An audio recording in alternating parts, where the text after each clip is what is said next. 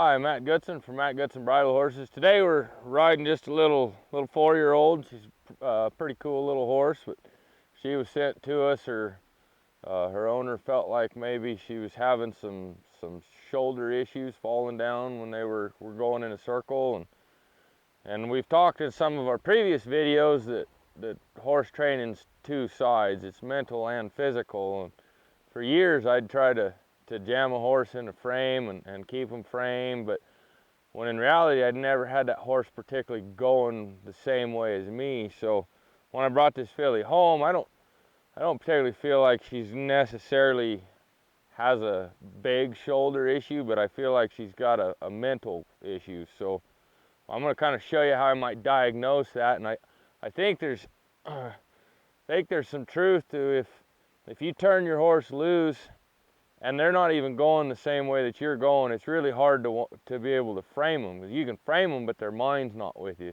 So you get kind of an artificial frame. So we're just gonna trot her around in a circle. I know we show a lot of videos on circles, but it's pretty easy for us to film. But you gotta have it all. You gotta do straight lines as well. But I'm just gonna kind of turn her loose on a circle and show you guys what I'm thinking she's doing to me, and we're going to kind of diagnose it and see where it goes. But I'm going to be fair to her. I'm going to show her one circle around here, kind of help her with my hands, and then I'm going to turn her loose and see where she goes. Now she's on her own, and see where she goes. She immediately wants to go away from that circle. So I'll let her get out here where she's going to get in trouble, and then put her back over here on her circle. See where her ears are? They're going over here. The way I see it, I could start framing her, but there's not going to be any point because she's not going the same way that I want to go. There she's a little better, but she's getting out here too far. But you notice her ears go, when I turn her loose, her ears go where her mind's going. Right now her mind's going to go over here a little bit. I'm going to turn her around. I know it doesn't much look like a circle right now, but eventually she'll get here where she's wanting to stay on this. You can see in a few corrections, now she's starting to think a little bit more. She's going to kind of get out here far again. We'll just turn her around. Well, the reason we're just turning her around is just to make it a little bit more work for her and let her know that this isn't particularly where you should be. And see if she won't want to maintain that circle on her own. I want her to be responsible. I can't do it all for her. She needs to be responsible for herself. But you can see her ears are out here. You could fix this shoulder, but I don't think it's the shoulder. I think it's more, to me, this is more of a mental deal for her. Sure, I need to get a little bit more shoulder control on her, but it's still mental. See here, mine was looking off there towards them other horses, and she got lost to where we're going. The one thing I like about doing this kind of stuff is it get them off the fence and see where their mind really goes. I used to spend a lot of time going in big circles in the arena with a wall all the time, but it never mentally showed me where my horses are going.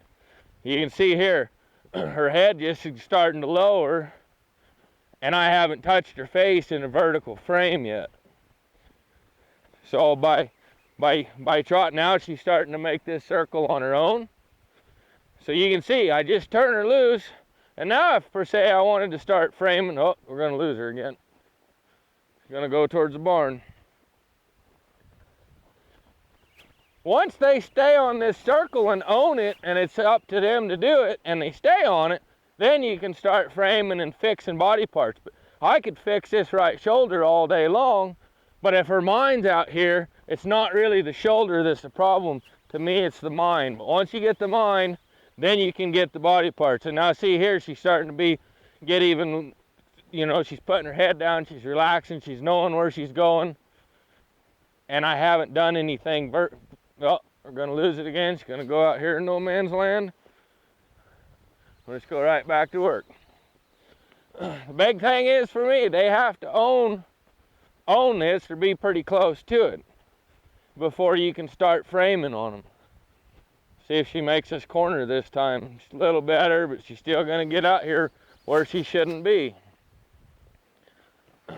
took me a long time to figure out how some people can get their horses to be so low-headed, and I was always thinking, well, they must just have them in some kind of contraption, but I don't think so. They get those horses' minds, and that horse gets relaxed. There, she made that corner finally.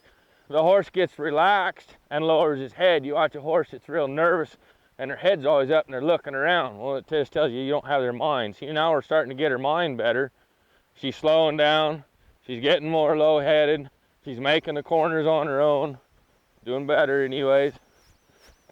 And I haven't put her in a frame yet, but right now I would say, like, I don't particularly feel like she's got a major shoulder issue. Right here, she's looking out.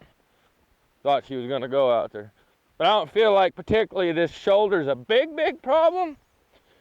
But it needs some help. But if we got her mind going the way that I want to go, then I can start working on her body.